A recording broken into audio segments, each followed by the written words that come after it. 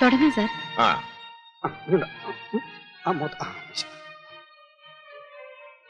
താങ്കളുടെയും പാർട്ടിയുടെയും ഈ വിജയത്തിൽ എന്തു തോന്നുന്നു? ഞാനും പാർട്ടിയുമല്ല, ഐക്യമുന്നണിയുടെ കൂട്ടായ വിജയമാണിത്. ഇടതുപക്ഷ ഗവൺമെന്റ് നടത്തിയ അഴിമതിക്കും അക്രമത്തിനുമെതിരെ ജനരോഷം ആളിക്കത്തിയതാണ് ഞങ്ങളുടെ ഈ വിജയത്തിന് കാരണം എന്നുകൂടി ഞാൻ പറയും. അടുത്ത മുഖ്യമന്ത്രി എന്ന നിലയിൽ താങ്കളുടെ ഗവൺമെന്റിന്റെ നയത്തെപ്പറ്റി? അഴിമതി അനുവദിക്കില്ല. ഉദ്യോഗസ്ഥന്മാരായാലും മന്ത്രിമാരായാലും അഴിമതിക്കാർക്ക് ജയിലിലെ അഴിമതി എന്ന കർശനമായ നിലപാട് സ്വീകരിക്കും.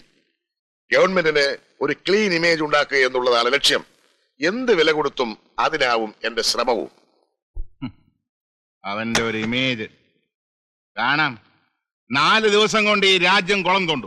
എന്നാലും ആ കസേരയിൽ നിന്ന് എന്നെ ഇറക്കാൻ കഴിഞ്ഞല്ലോ ചിലർക്ക്.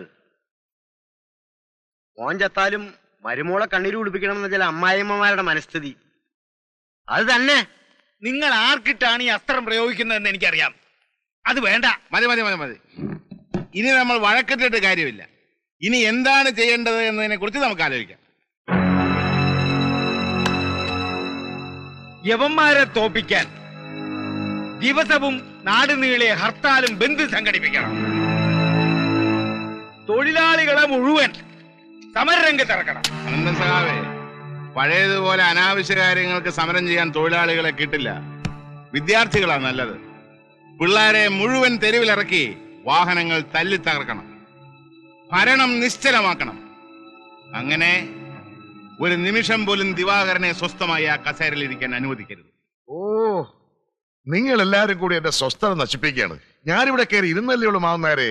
അതിനിടയ്ക്ക് ഇങ്ങനെ ആവശ്യങ്ങളുമായി വന്നാൽ? അങ്ങയോട് കൂറ് കാണിച്ചു എന്ന ഒറ്റ കാരണം കൊണ്ടാ ഇടത് ഗവൺമെന്റ് എന്റെ യൂണിഫോം അഴിപ്പിച്ച് ഇൻഡസ്ട്രി ചെയർമാനാക്കിയത്. ആ കക്കൂസ് ഫാക്ടറിയിൽ നിന്ന് അവിടെ നിന്ന് എന്നെ എങ്ങനെയെങ്കിലും ഒന്ന് കരകയറ്റി തരണം.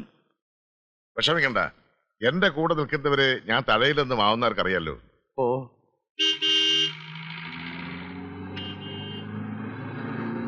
ഒന്ന് വേഗം വിടൂ. സീറ്റല്ല ഇപ്പൊ വീതിച്ച് കാണുമോ എന്തോ. താൻ നേരെ വിടറോ. No എൻട്രിയാ sir. മന്ത്രിക്ക് എന്തോന്ന് നോ എൻട്രി? താൻ വിടറോ.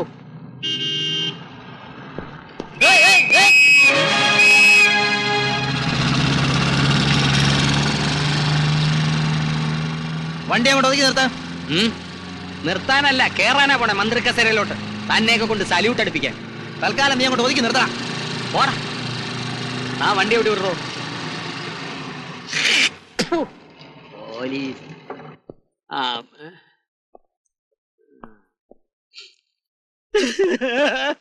എന്നെ തടയരുത് ബോസ്. എന്നെ തടയരുത് ബോസ്. ഏതെങ്കിലും ഒരു മന്ത്രിസ്ഥാനം എനിക്കും കൂടി തരണം. ഇല്ലെങ്കിൽ ആലപ്പുഴ ഡിസ്ട്രിക്ട് എനിക്ക് കാലുകുത്താൻ ഒക്കുകയല്ല. ഞാൻ ആത്മഹത്യ ചെയ്യേണ്ടി വരും. എന്താ ശശി ഇത്? ചൂല പിടിച്ച പിള്ളേര് മിഠായിക്ക് മോങ്ങുന്ന പോലെ മോങ്ങുന്നത്. ഓരോരുത്തരും മോഹിക്കുന്നത് സഹായിച്ചു കൊടുക്കാൻ എനിക്ക് ഒക്കുവോ? മറ്റുള്ളവരെ പോലെ എന്നെ കാണരുത്. ബോസിന്റെ കിടപ്പുറ വിരിക്കുന്ന ജോലി മുതൽ അടുക്കളപ്പണി വരെ ചെയ്യുന്ന എന്നെ മന്ത്രിയാവാൻ ഒരു കുശിനിക്കാരന്റെ യോഗ്യത പോരല്ലോ. പോരെ? താനിധികം സംസാരിക്കട്ട. അപ്പൊ എന്നെ മന്ത്രിയാക്കില്ലെന്ന് ഉറപ്പിച്ചില്ലേ? ഞാനിങ്ങനെ ആലോചിച്ചിട്ടേ ഇല്ല. ആഹാ, ആരാണ് നിങ്ങളെ കൊണ്ട് ഇത് പറയിപ്പിക്കുന്നെന്ന് എനിക്ക് നന്നായിട്ടറിയാം. പാർട്ടിയിൽ എന്റെ വളർച്ചയിൽ അസൂയ മൂത്ത നിങ്ങളുടെ മകൻ വേണു. എടോ, താൻ ഭ്രാന്ത് പറയരുത്. അവനെന്തൊരു കാര്യം? മുഖ്യമന്ത്രിയുടെ കുടുംബാധിപത്യം ഞാൻ അവസാനിപ്പിക്കും. ഈ ശൈലി ഞാൻ തിരുത്തും. നമുക്ക് കാണാം. ശശി, നീ ദോശ കഴിച്ചിട്ട് പോ. ആശ നശിച്ചിരിക്കുമ്പോഴല്ലേ ദോശ. ഈ അനീതിക്കെതിരെ പൊരുതാൻ നിങ്ങൾ എന്റെ കൂടെ ഉണ്ടാവണം. ഇല്ലെങ്കിൽ പാർട്ടിയിലെ യുവജനങ്ങൾ മുഴുവൻ നശിക്കും. സ്വന്തം മകനെ വലുതാക്കാൻ മുഖ്യമന്ത്രി മറ്റുള്ളവരെ വെട്ടി ചെറുതാക്കും. ഈ ഹരീഷ്ണന്റെ കാര്യത്തിലും അത് തന്നെയാണ് സംഭവിച്ചിരിക്കുന്നത്. ഇയാൾക്ക് ഒരു MLA സീറ്റ് കൊടുക്കാൻ ഞാൻ അപേക്ഷിച്ചതാണ്, നിഷേധിച്ചു. അതോടെ ഞാൻ പിണങ്ങി. പിന്നെ ഞാൻ മൂലം തെരഞ്ഞെടുപ്പിൽ ഒരു പിളർപ്പുണ്ടാകല്ലോ എന്ന് കരുതി ഞാൻ അങ്ങ് ക്ഷമിച്ചു. ഇനി അത് പറ്റില്ല. നിങ്ങൾ എന്നോടൊപ്പം ഇല്ലെങ്കിൽ ഞാൻ ഒറ്റയ്ക്ക് നിൽക്കും. ഈ യുദ്ധത്തിൽ നോ, ധർമ്മയുദ്ധത്തിൽ അതെ, നമ്മളെല്ലാവരും ശശിയോടൊപ്പം ഉണ്ടാവും.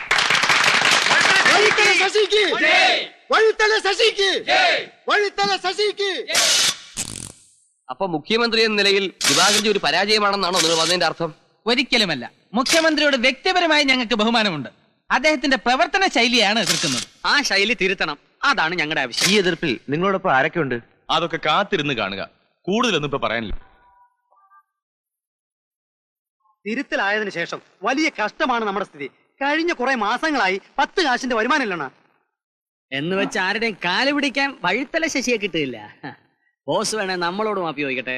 ഒരു കോംപ്രമൈസിന് ബോസ് വിളിച്ചിരിക്കുന്ന സ്ഥിതിക്ക് ശശി പോകുന്നതിൽ തെറ്റില്ല എന്നാ എന്റെ അഭിപ്രായം. അതാ ഞങ്ങളുടെ അഭിപ്രായം. എല്ലാരും കൂടി പറഞ്ഞ സ്ഥിതിക്ക് ഞാൻ തന്നെ പോകാം.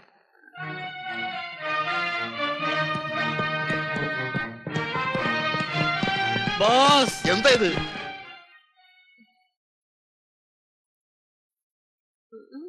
ആരാ ഇയാളെ കൊണ്ട് കടത്തിവിട്ടത്? കൃഷ്ണകുട്ടി, അയ്യോ എന്നെ പിടിച്ച് പുറത്ത് തള്ളരുത്. എനിക്ക് പറയാനുള്ളത് അവിടുന്ന് കേൾക്കണം. അവിടുന്ന് എന്നെ വിളിച്ചതുകൊണ്ടാണ് ഞാൻ വന്നത്. ഞാൻ തന്നെ വിളിച്ചെന്നോ? ഉവ്വ്. എനിക്കെങ്ങനെ തോന്നിയതാണ്. രാത്രി ഉറങ്ങുമ്പോ ഭഗവാൻ ശ്രീകൃഷ്ണൻ വന്ന് എന്നെ ശാസിക്കുന്ന പോലെ. എടാ മഹാഭാവി, നീ ദിവാകർജിയെ ധിക്കരിച്ചു ഇല്ലേ? പരമഭക്തനും നീതിനിഷ്ഠനുമായ നിർമ്മല ഹൃദയന്റെ കാൽക്കൽ വീണ് മാപ്പപേക്ഷിക്ക് ആശ്രിത വത്സനായ അദ്ദേഹം പൊറുക്കും. ഇല്ലെന്ന് എനിക്ക് ജന്മമുക്തി കിട്ടില്ല. അതുകൊണ്ടാണ് ഞാൻ വന്നത്. ആ ഹരികൃഷ്ണനും ബാഹുലയനും ഷാജിയും എല്ലാം ചേർന്ന് എന്നെ മസ്തിഷ്ക പ്രക്ഷാളനം നടത്തിയോണ്ടാ. എന്തോ നടത്തി? മസ്തിഷ്ക പ്രക്ഷാളനം, ബ്രെയിൻ വാഷ്. എന്റെ സർവ്വ അപരാധങ്ങളും അവിടുന്ന് പൊറുക്കണം. എനിക്ക് മാപ്പ് തരണം. എന്നെ കൈവിടരുത്. ഈ മനംമാറ്റം മന്ത്രിക്കസരം വെച്ചാണെങ്കിൽ നടപ്പില്ല. വേണ്ട, അങ്ങയെ സേവിക്കാൻ എനിക്ക് ഒരിക്കൽ കൂടി ഒരു അവസരം തരണം. എനിക്കാരുടെ സേവ ആവശ്യമില്ല, പാർട്ടിക്കാണ് വേണ്ടത്. തനിക്കതിന് കഴിയുമോ? പാർട്ടിയെ സേവിക്കാം. എങ്കിൽ തന്റെ കൂറുമാറ്റത്തിന് കാരണക്കാരായവരെ കുറ്റപ്പെടുത്തി പ്രസ്താവന ഇറക്കണം. ഇറക്കാം. അങ്ങ് പറയുന്ന എന്തും ഞാൻ ചെയ്യാം.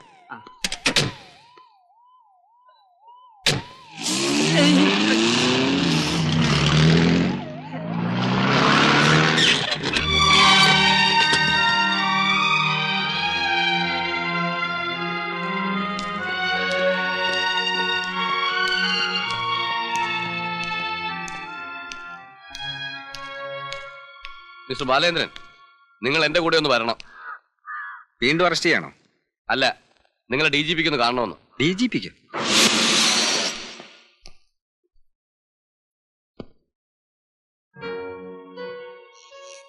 ആ വരൂ.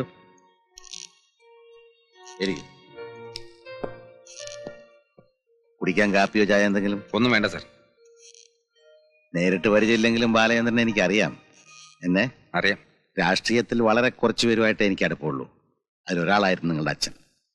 തൃശ്ശൂർ വെച്ച് അദ്ദേഹം കൊല്ലപ്പെടുമ്പോൾ ഞാൻ അവിടുത്തെ SP ആയിരുന്നു. ഏതായാലും അച്ഛൻ്റെ അനുഭവം നിങ്ങൾക്കുണ്ടായില്ല, ഭാഗ്യം കൊണ്ട് രക്ഷപ്പെട്ടു. കൊല്ലപ്പെട്ടില്ല എന്ന് മാത്രം. പക്ഷേ എന്നെ അതിനോ നിങ്ങൾ നിരപരാധിയാണ്. പക്ഷേ നിങ്ങളുടെ... വേണ്ട സാർ, ആ കാര്യങ്ങളെ കുറിച്ചൊന്നും ഇനി... 4 കൊല്ലത്തെ ജയിൽ ശിക്ഷയല്ലേ നിങ്ങൾ അനുഭവിച്ചിട്ടുള്ളൂ. എന്നാ നിങ്ങളുടെ പാർട്ടി അധികാരത്തിൽ വന്നപ്പോഴൊക്കെ എന്നെ ഹരാസ് ചെയ്തിട്ടുണ്ട്. പാർട്ടി എന്ന് പറയരുത് സാർ. അതിലെ നേതാക്കളിൽ ചിലർക്ക് അങ്ങയോട് വൈരാഗ്യം ഉണ്ടായിരുന്നു. പാർട്ടിയും ജാതിയും മതവും ഒന്നും നോക്കാതെ കുറ്റം ചെയ്തതിന്റെ പേരിൽ നടപടി എടുക്കണം എന്ന പ്രിൻസിപ്പൽ ഉറച്ചു നിന്നാണ് ഞാൻ അവരോട് ചെയ്ത തെറ്റ്. ഈ കസേര അതിനുള്ള ശിക്ഷയാ. എല്ലാ അധികാരങ്ങളും വെട്ടിച്ചുരുക്കി എന്നെ ഇവിടെ ഇങ്ങനെ തളച്ചിട്ടു. DGP, dummy general of police. ജീവിതത്തിൽ ഇതിലും വലിയ പരീക്ഷണങ്ങൾ നേരിട്ടവനാണ് ഞാൻ. ദുരന്തങ്ങളും. ഭാര്യ നേരത്തെ മരിച്ചു. ഒരു മകളെ ഉണ്ടായിരുന്നുള്ളൂ. മിലിറ്ററി ഓഫീസറായ ഭർത്താവിന്റെ കൂടെ അവള് ജമ്മുവിലായിരുന്നു. ഒരു ഗ്രനേഡ്. ആ ജീപ്പിലുണ്ടായിരുന്ന അവർ 2 പേര് പോയി. എനിക്ക് പിന്നീടൊരു മകനെ പോലായിരുന്നു ജിമ്മി. അറിയില്ലേ?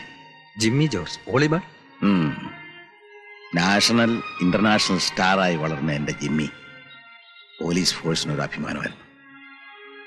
ഇറ്റലി വെച്ചൊരു കാർ ആക്സിഡന്റിൽ അവനും. ഇനി എനിക്ക് വലിയ മോഹങ്ങളൊന്നുമില്ല. ഇവരുടെയൊക്കെ ഓർമ്മയ്ക്കായി ഒരു അനാഥാലയം തുടങ്ങാമെന്ന് വെച്ചു. ഉറ്റവരും ഉടയരും ഇല്ലാത്ത സ്ത്രീകൾക്കായി. കുറച്ച് കുടുംബസ്വത്തുണ്ടായിരുന്ന വിറ്റു. പിന്നെ അത് നോക്കി നടത്താൻ കഴിവുള്ള ഒരാളെ വേണമായിരുന്നു. ദൈവം കൊണ്ട് തന്നു. അതിനെല്ലാം കൊണ്ടും പറ്റിയ ഒരാളെ.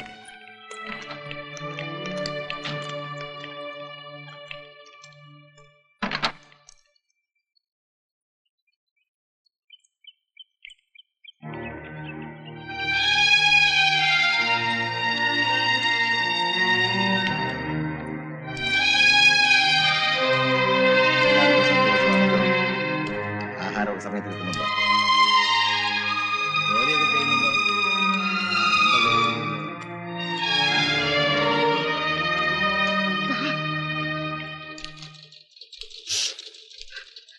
ഇവിടുത്തെ ജോലിയൊക്കെ എങ്ങനെയുണ്ടമ്മേ?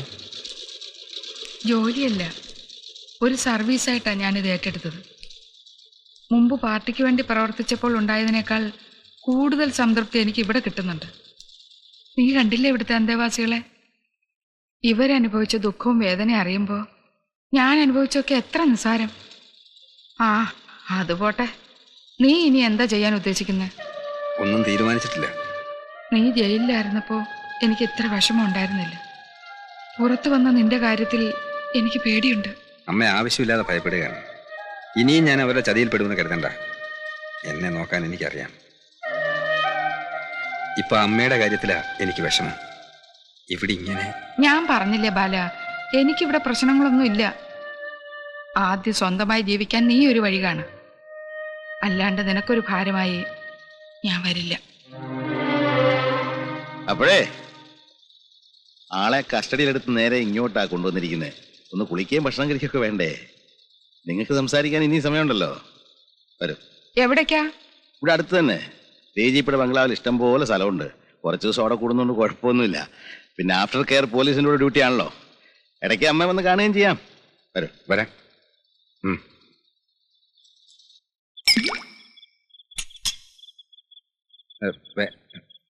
കഴിക്കടോ.